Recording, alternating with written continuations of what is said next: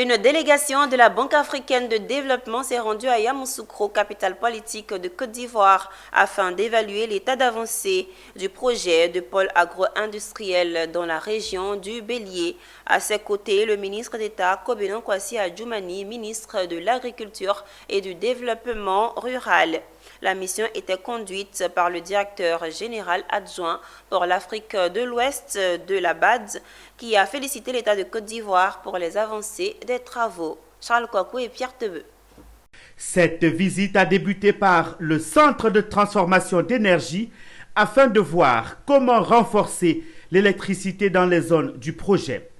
Puis à l'Agropac, à la zone industrielle de Yamoussoukro, où seront stockés et transformés les produits agricoles avec tous les services qui accompagnent.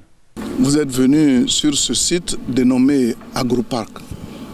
Agroparc parce que ce sont des activités agricoles qui vont se dérouler ici, que ce soit au niveau du stockage des produits, que ce soit au niveau de la transformation, et également tous les services seront ici intégrés.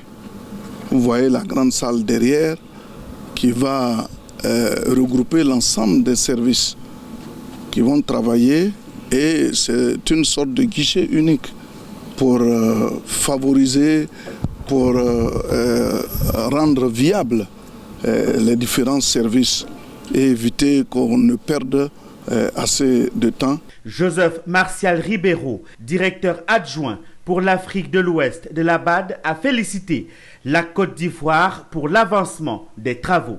Nous tenons à féliciter le gouvernement ivoirien pour cet effort important et qui n'a jamais souffert de fonds de contrepartie. Donc ça démontre une forte volonté du gouvernement. Deuxièmement, c'est un projet qui est transversal. Ça ne va pas servir seulement à la production agricole, parce qu'il y a eu aussi beaucoup d'infrastructures sociales, des infrastructures de protection civile qu'il importe de souligner. Alors nos impressions après cette visite de terrain, c'est que les travaux avancent très bien. Nous espérons que d'ici fin décembre, ce sera pratiquement conclu. Puis cette visite s'est poursuivie par Soubiakro, où un barrage a été construit pour l'emblavement du riz.